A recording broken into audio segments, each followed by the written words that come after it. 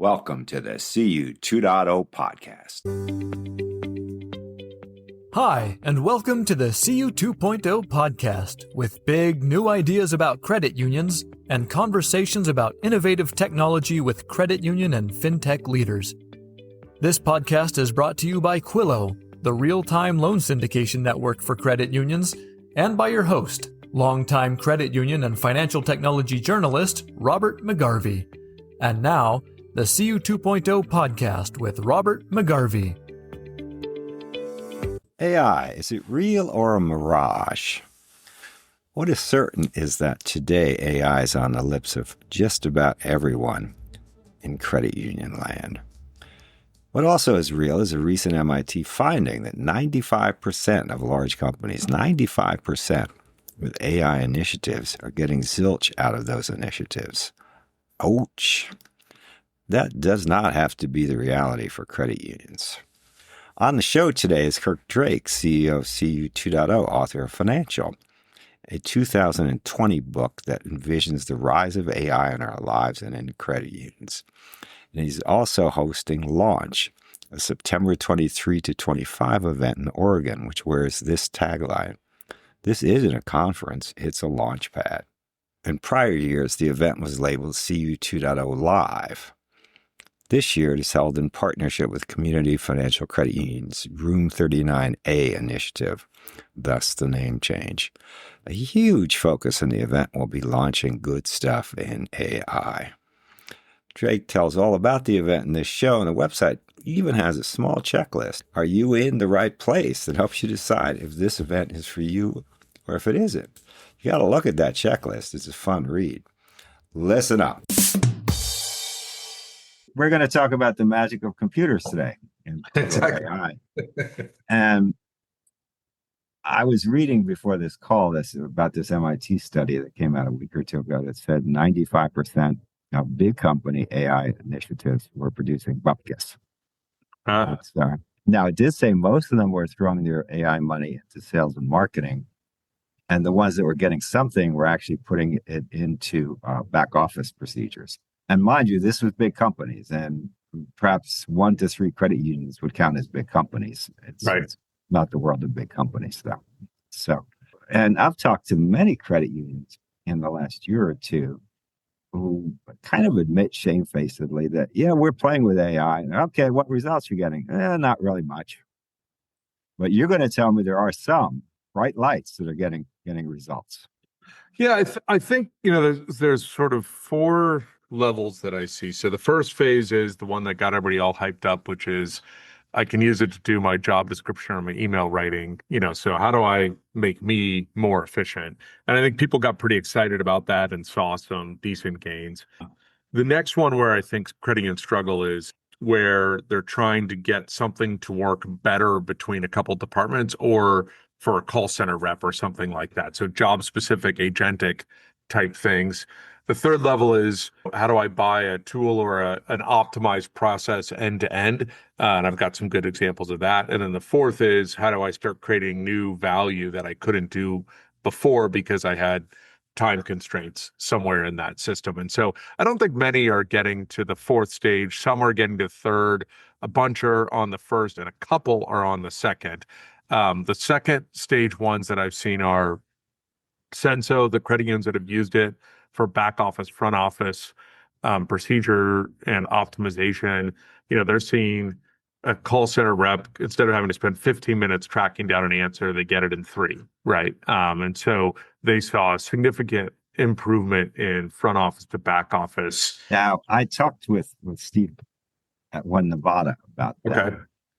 And what he told me, and this was pretty exciting, was that they basically the Senso tools allowed them to take all the documents that the call center staff consulted when a call came in, throw them all into a pot. And they found interesting things like there are contradictions in the documents. So they cleaned all that up. And basically, it was like throwing everything into a washing machine and cleaning the dirt out and making it a lot more efficient. And I'm not trying to say it's simple, but it was exciting, really. If I were a call center guy and I'm looking there, are we going to, a guy calls up and says, you're going to tow my car, repo my car. So, okay, let me look. This one, okay, this document says, damn right, by noon today. This other one says, no, you have 30 days. Right, right. Yeah. I think that's definitely what it finds in the inconsistencies, the cleaning up of policy and procedure, and getting and knowing what your what people are actually asking with frequency. I think it really nails that kind of front office, back office, intersection of things. I haven't seen a lot of other examples of that where I am starting to see it, like in the case of CU2, we built about 30 or 40 GPTs that then other people are able to use in their workload so that, Zeke can now do the pricing analysis, but it's done in the style or methodology that Kirk would do it. So it comes out consistent in that mind versus me having to teach him and get him to read 23 books that influenced how I think about pricing, right? And so when we're able to build specific, things in that regard, we've seen a lot of success in that. And then they've seen a bunch of the tools, like CASAP is one where they've used AI, generative AI and machine learning to build a completely autonomous credit card dispute resolution process. And so the member can say, I don't like this transaction, and it does all the back and forth interaction, figures it out, gets this, the affidavits, et cetera, in that process, and then makes the no-go decision on refunding the item or fighting it with fraud or whatever it is.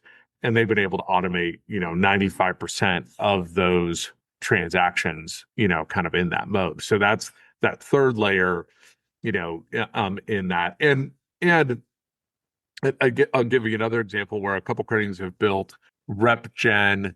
I joke and call it the rep generator, so it's building scripts and power-ons for Scimitar by training it on Scimitar training manuals and examples of prior rep gens. It can, now a layperson can ask for a script and it will give it a pretty good first shot at being able to query teller transactions or something else in that regard. And so very specific credit union kind of use case. Again, probably only used by a couple of people, not kind of everybody. So I think there's still that. And then, some of my work with a couple credit unions is getting into much more specific things like, I know we've got a draft of what we're calling like a merger bot that will look at the source credit union and then credit unions in their region that have declining financial performance and identify key targets for them to kind of go after in that merger, piece of things. Or we're working with a couple credit unions on building a series of GPTs that optimize core deposit, generation through marketing tactics, data analytics, detection, and building automation into the process around consumer engagement. There's a whole bunch of things that go into core deposits. It's not like there's just, oh, we want core deposits, therefore we're going to do this one activity and get to it. Sometimes there's 20 or 30 things that you would never be good at doing all 20 or 30 things, or you'd really have to change that focus in it. And so we're using AI to both identify the optimization path, the metrics, the scorecard, but then the automation around doing all of those things that would improve cost of funds in a credit union at scale. Now, are you working collaboratively with credit unions, or are you building the tool yourself and then taking it door to door? No, it's definitely collaborative where we're on a call and I'm having them identify what's working, what's not working, where they're stuck, and I'll jump in and teach them how to write a prompt better, teach them how to add another data source, teach them how to actually build a GPT in that thing or train the model or figure out which model you want to use, give them real examples, use cases. Sometimes I'll go back and research things between calls. Most of the time I'm able to kind of do it live on the call. And then second part of that is after about 3 or 4 calls, we'll usually have about 20 or 30 ideas. So then we'll do some prioritization among those ideas and really understand which of these do we think are likely to develop in the industry without us doing anything that we can just buy later on, which of these are really defensible moats that would create a long-term competitive advantage for the credit union, and of those, which ones, which ones are most important. And so we'll prioritize it down to two or three, and then we'll do a 90-day sprint on seeing how far we can get using AI to do or improve, one of those two or three things, with the understanding that we may epically fail, right? Like, and all we may come out of at the end of 90 days is, well, that was super interesting. What did we learn? What would we do differently the next time? And then we'll pick a different one.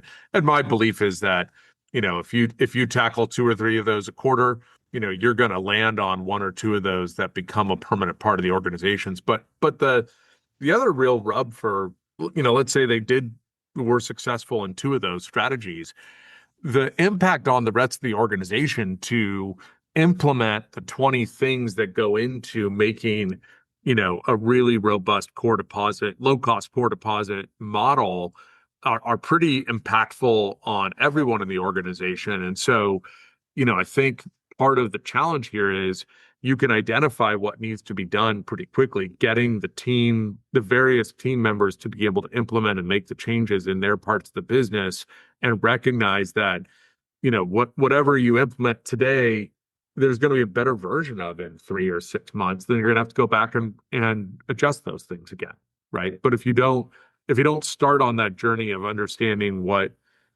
can or will change, then you won't even have a chance to make those adjustments next time.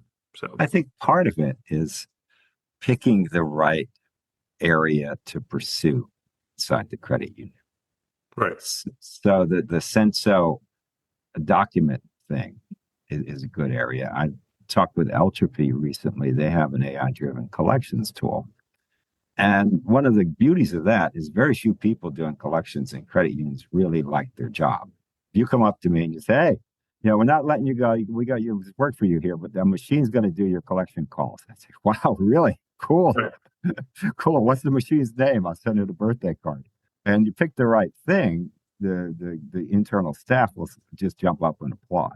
To me, what's really going to shift is the repetitive stuff will move entirely to AI, right? And the reality is, in a smaller credit union, there's a lot less repetitive stuff. In a larger credit union, you have those pockets of repetitive stuff. And so it'll be more impactful there. And for the smaller credit union, it will allow them to stay lean and grow. I mean, at the end of the day, 20 years ago when I worked, or 25, 30 years ago when I worked at AgFed, they had about 75, 80 employees as an $80 million credit union. Today, they've got 45 employees as a $500 million credit union, right? So, we're just going to continue to see it go in that direction. My sense from talking with credit union people is that a lot of them are playing with ChatGPT, a handful are playing with Gemini or Claude, but they don't understand that to really unleash power, they need specially developed tools. You don't just pay the $20 a month to Google to play with Gemini. Say, okay, I can automate my entire $1 billion credit union. No, it doesn't work that way. But Right. what do they need? Well, I think the notion that there's going to be one AI is flawed, right? So Even Sam Altman has said recently that he expects a lot of the AI initiatives to fail, companies to go out of business. He's denying that this is another dot-com meltdown, but just as in the dot-com meltdown, there will be a ton of failures, and it's going to come quick. Yeah, I don't think we'll get anywhere near as painful as the dot-com stuff, because I think those companies were selling stupid things. I'm Right. going to ship you 100 pounds of dog food. Now, how the hell can I do that and beat the price at Petco down the street with the shipping costs included? I could sell it to you for less, but then my shipping costs are going to kill both of us. Right. I mean, it's just silly ideas. Yeah, totally. I mean, I think I think that's just it. Is the strategies that I work with the credit unions on is, hey, I don't want you to have 9 AI strategies. What I want you to do is tell me what your strategies are that you're already working on, and let's figure out how to make them a lot faster and better and make a lot more progress using AI, not let's go define new things to be trying, right? Like, sure, have 1 or 2, crazy things that you want to go to see if you can do. But in general, you're going to get a much better ROI chasing the things you already have. Right. And so, I think what I'm seeing is, I think Tansley's shop is probably the farthest in this, in the sense of they've got their own NVIDIA GPU called Daisy that they're using for general staff, really fine-tuned business practice type stuff that that they're going to use their own models on, and they want to be able to have it locked down so that when new models come out, it doesn't break things, right? That they're able to be really, methodical about it. The executives are using ChatGPT in their own work, along with Microsoft Copilot, to do different things, and using it that way.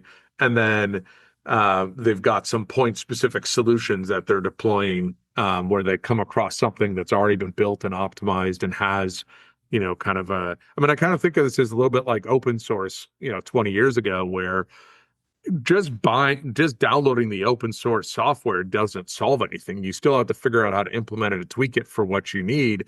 And sometimes you're going to need a corporation behind that open source stuff to package up the training and package up the use cases and the support in order to make it a sustainable thing that that you can actually apply in a business. Other times, your business will have the sophistication that they can just plug in the widget behind the scenes. No one even knows that it's, going on there. And it just is a better way of making those decisions in that mode. And so I think, understanding that's most of this is human adoption, not the AI piece of it. And that what you're really solving for is pace of change and innovation, and adaptability, not the core idea. And to go back to what I was saying, ChatGPT alone isn't going to solve your problem. Right. You need to have tools that work off or inside ChatGPT. Yeah, absolutely. Now, there are some pretty cool. There's an agent mode in ChatGPT now that you can use. So I was trying to figure this out, for trying to use it to figure out a really complex flight, hotel, and kid logistics problem, where Violet was coming from Ojai, Kim and the kids were coming from Medford, my sister and her family are going from San Francisco. I needed to leave with them, but I need to fly separately back on a different day. And then they need to get back and forth in time to meet Violet's return to boarding school parameters. And so I had it go analyze all of that, look at those pieces, and then it created an agent that spun up and actually booked the tickets on the different websites as part of that process. So I do think there is going to be a shift where it starts to build, or even like, Warren this summer was working on a project for Quillo to be able to analyze a loan tape for which loans were CDFI and which loans weren't. And so he used ChatGPT, never done any programming before. It built a JSON tool that will look at the list of records, and go to the census website after some geo mapping, and then check the census website to find out if they are or aren't CDFI, and ran into limitations where the census website will only work 199 times in a row before it decides that you're a bot. And so you had to build a timeout feature that after 199, it pauses for 3 minutes and then starts over, so that it could go through a list of 10,000 addresses. And in about 4 or 5 weeks, he had this thing working where you can give a list of 10,000 addresses, and then 5 hours later, he comes back and says, these 42% are CDFI, these 42% were PO boxes, and these, 18% were not, right? And so I think that's the type of thing where, okay, it started off as a research project to see if you could do it. And then once he figured it out, then there's a whole nother rework of turning that into permanent IP that is built into the Quillo platform now anytime someone uploads a list, they can, run with. Now, is there, and I hear this from credit unions, is there data that they shouldn't put into ChatGPT? Data they want analyzed, but they shouldn't put that data in. This is deja vu, because we heard the same thing about data lakes a dozen years ago. Yeah. And so, so I think it's still very frothy. And I think where, I would say on my coaching, a third is ideation, showing them better techniques and approaches. A third is prioritization and understanding what actually matters to the credit union. Because sometimes they have a really hard time figuring out, of these 12 different ways to grow members, which one's the most important. They have a hard time answering that question. And then a third of it is operationalizing some piece of software or some change or some GPT that you've built so that it can become a permanent solution. So, And what about data privacy? In other words, can I put this loan information into ChatGPT? yeah, exactly. What's the answer to that? I mean, my general recommendation is no, remove any PII. Right. But it's pretty easy to remove and obfuscate the data so that you can use it in some format. Right. Right. You don't say Joe Schmo, social security number, blah, blah, blah. Right. Applying for a $100,000 loan to buy an expensive BMW. His FICO score is 480. Should I approve it or decline it? You can put in all the data. Just take out Joe Schmo's name and his social security number. Exactly. And I think once you start doing that, then it's true with all these things. Okay, well, I need to do this employee review. Well, don't make it about Robert McGarvey, right? Like, make it about, Billy Bob, Thornton, and now you're fine, right? Like, and so there's very easy ways to do that, anonymize it in that mode, and just being really clear about that. Making sure you turn off the I don't want my data training ChatGPT. Even if you're paying, you've got to go in and set that setting to don't train on me, right? And then also being realistic, about the fact that if all of your documents are stored in Office 365 and Microsoft, who makes Office 365, also owns 50% of ChatGPT, what story are we telling ourselves about whether they're going to use or not use this data? Interesting question. I'm sure Microsoft would say they won't, but it's right. And we trust Microsoft not to, but we don't trust ChatGPT. Like, I mean, you can't have it both ways. Either you trust the corporation or you don't. And if you and by the way, the PR shitstorm that Microsoft and ChatGPT would experience if it came out that they were training on corporate records would be pretty terrible, right? Yeah, I know. Microsoft has always known it has to protect corporate records. It's I think their cloud business would go to hell in a handbasket if it's. And I think I have no reason to believe they haven't done a good job. So, right, ChatGPT is a different animal altogether. Doesn't have those existing lines of business. So, what's going to happen at your event later this month in Oregon, where AI is going to be a big focus, I believe? Well, I think we're definitely going to dive into these four layers and map them out. We're going to try to get a group of credit unions to work on some common problems together. And I think we're going to bring in some deeper expertise, both inside and outside the industry, like Sarup from Senso or others that can really talk about the operationalizing of it and do, showing that, and hopefully get some of our existing credit unions to show things that they're doing and accelerate that. Because I think three parts of this adoption cycle. One, how do we get a credit union that's already winning in this regard to show another credit union an easy path forward? But credit unions are not competitive, and I actually believe that. Right. Now, are two credit unions in Portland, Oregon that are a mile apart competitive? Probably in some manner, shape, or form. But Navy Federal doesn't give a hoot about PECU. Right. Yeah. So it does care about state employees, or at least the old state employees, which like to tweak bigger institutions. Right. I don't think the new one still has that sense of humor.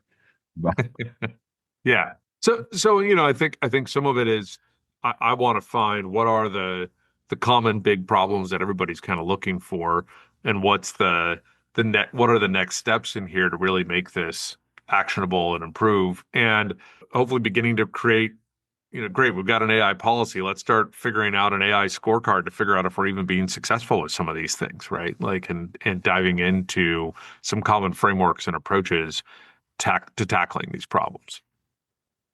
And you touched on this earlier, but I heard the same thing from a Radon chief economist. Duffy, the mergers guy, talks about it all the time, which is operating efficiency.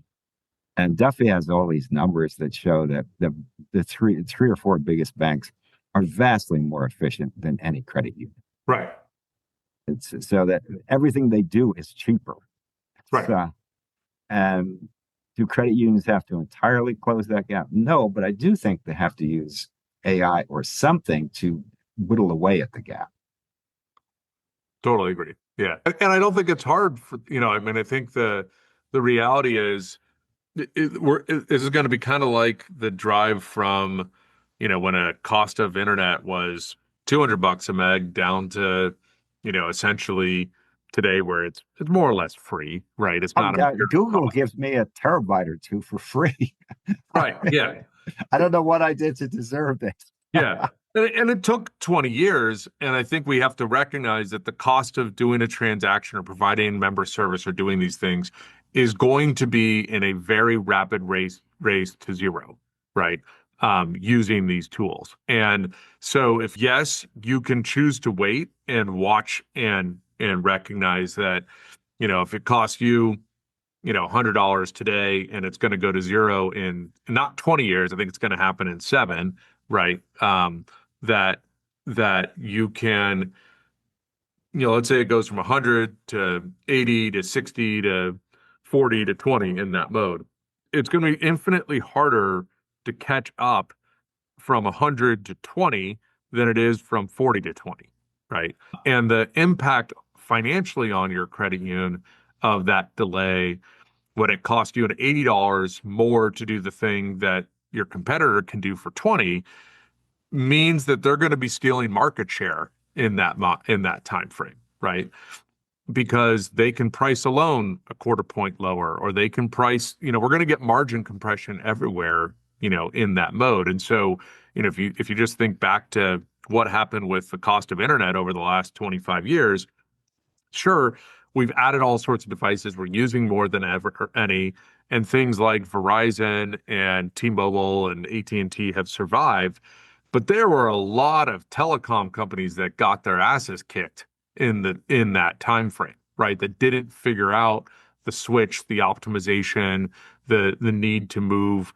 It's not like Verizon decided they're going to put fiber over the entire country, right? They walled off a section of the world that they could get, and they bet on cellular and bought, broadband spectrum, in that mode. And so it's, I think we have to recognize that the shift is going to change our businesses, and that margin compression will cause us to need to find other ways to make that money, and at the same time require us to get less, to lower our cost structure in the core business. And the longer you wait to start tackling that, I mean, I just don't know, how you catch up. Now, go back to 1983. Personal computers are starting to gain traction in the workplace. And a business had to make a decision. Are we going to go with MS-DOS, with whatever operating system Apple was using? Digital even had an operating system called Rainbow. And then there were the mini computer operating systems. You made a choice, and you were kind of stuck with your choice. It was expensive to move to another system. It was expensive to move your data to the other system. Are we in that same thing now? In other words, is this existentially critical to pick the right AI tool, be it Copilot or ChatGPT or Gemini? Yeah. I think what I think the difference now is, if someone really starts to get, like, you look at Facebook. Facebook isn't using Gemini, they're not using ChatGPT. And so for them to keep everybody honest, what do? They open source their IP in the AI space so that ChatGPT and Gemini don't develop such a competitive edge that they can't ever come back from it, right? You saw the same thing happen with giving away free email, or I mean, over and over again, that is the playbook in Silicon Valley, is if I can't compete with you and I can't monetize it fast enough, I will then give it away. Android is a perfect example. Apple was on a tear, was going to had like 80-90% of mobile handset stuff. And since Android came out and was given away for free and was allowed to be used by all these different, manufacturers. And they could modify it, Right. which They now is have. almost unheard of. You can, here's my operating system. And by the way, do what you want with it. Yeah, it's free. Like free, modify it however you want. You can get your version, and we'll keep it coming out with new versions. But and so you look at that. That was a completely defensive move by Google to make sure that they were not crowded out of the search marketplace through an operating system. So I think the same thing's going to happen in AI, and we've already seen it happen with Llama 2 and Llama 3 and other guys, where yes, there's going to be a lot of people competing hard and wanting to one up each other, but there's also going to be big tech companies that open source things to keep everybody honest and to keep it from becoming a complete monopoly. So when companies go to your event in Oregon, what are they going to leave with? What are you hoping they leave with? Yeah, so the credit unions are going to hopefully leave with hope and ambition around trying new things and finding good partners in the credit industry to try those things with. The fintechs are going to leave with clients to participate in those trials and good relationships, because at the end of the day, collaboration requires trust, right? And trust is not a set of defining principles and guidelines and a treaty. Trust is, I'm going to have you over to my house for dinner next time I'm in town. I'm going to take your call on a Thursday when I'm already really busy and totally packed. I recognize you. It's transparency. It's good news, bad news. There's so much more that goes into trust. And so that's the number one thing we're solving for in CU2 launch is, how do we build trust between credit unions and between fintechs so that they can solve hard shit, right? Because when that trust isn't there, and when it's a pure vendor-to-vendor relationship, credit unions have a really hard time digesting technology quick enough just based on pure economic and contract terms. And how many credit unions are open to trials, and how many trials can one credit union run? In other words, I would tell everybody, go to One Nevada. However, there has to be a limit to how many trials One Nevada. One Nevada is a great place, and they've done trials, but they don't want to run 12 at the same time. No, I mean, in general, most credit unions can handle 1 to 3. Anything more than that over a long period of time, you'll see pockets where they pop up, like DCU's Innovation Lab or things like that, where they start something new, they'll try 50 things, and then they burn themselves out, right? And they can't sustain that for 10 or 20 straight years, right? Generally, what I find is that they can do it for short bursts, and they can do it while they get to the next tier or level, and then they need some time to digest and grow organically in that before they're ready to try more things again. Well, and you only have a credit union, with the possible exception of Navy Federal, only has so much staff, therefore so much bandwidth. Right.